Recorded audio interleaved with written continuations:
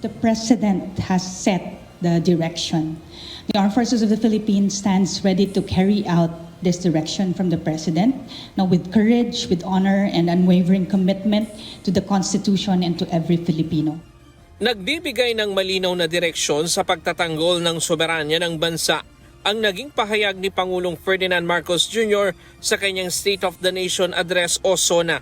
Ito ang reaksyon ng Armed Forces of the Philippines o AFP matapos igiit ng Pangulo na hindi uurong ang Pilipinas sa pagtatanggol sa karapatan ng bansa sa West Philippine Sea.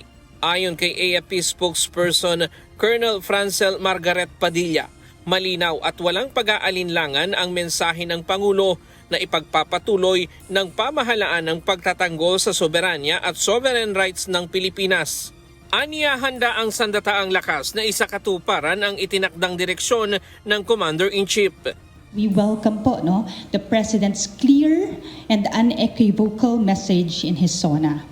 Yung pong reaffirmation ng ating Pangulo na hindi tayo pasisiil. His unwavering commitment to the 2016 Arbitral Award. And ito nga po gusto nating i-highlight, yun pong mga municipalities na nag-declare po ng July 12 as the Victory Day na sana po ay lumawig pa po. Sa kanyang SONA, muling pinagtibay ni PBBM ang paninindigan ng Pilipinas sa 2016 Arbitral Award. Kasabay nito, kinilala rin ng Pangulo ang sakripisyo ng mga sundalo, miyembro ng Philippine Coast Guard at mga mangingisdang patuloy na nagbabantay at nangingisda sa West Philippine Sea sa kabila ng mga panganib. Your government will do all that is necessary to continue upholding this award, utilizing every peaceful and legal means available to the Republic against any attempt, foreign or domestic, to undermine this achievement.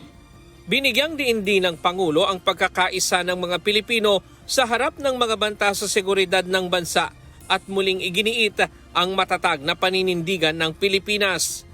Tayo ay magkakabigkis tulad ng ating pinamana sa ating buong kasaysayan. Sa mga pang-aalipusta, hindi tayo matitinag. Sa manlulupig, hindi tayo pasisiil. Ayon sa AFP, higit pa sa mga pahayag ng polisiya ang mensahe ng Pangulo dahil nagsisilbi itong malinaw na gabay sa kanilang misyon na ipagtanggol ang soberanya, protektahan ang mamamayang Pilipino at panatilihin ang kapayapaan at kaayusan sa West Philippine Sea.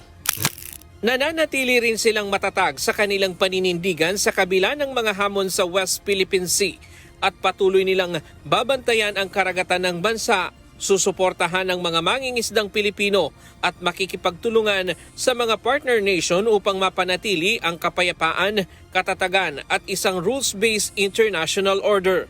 Ryan Lacanlale, UNTV News and Rescue. Diyos ang aming sandigan, serbisyo publiko ang aming pinahahalagahan.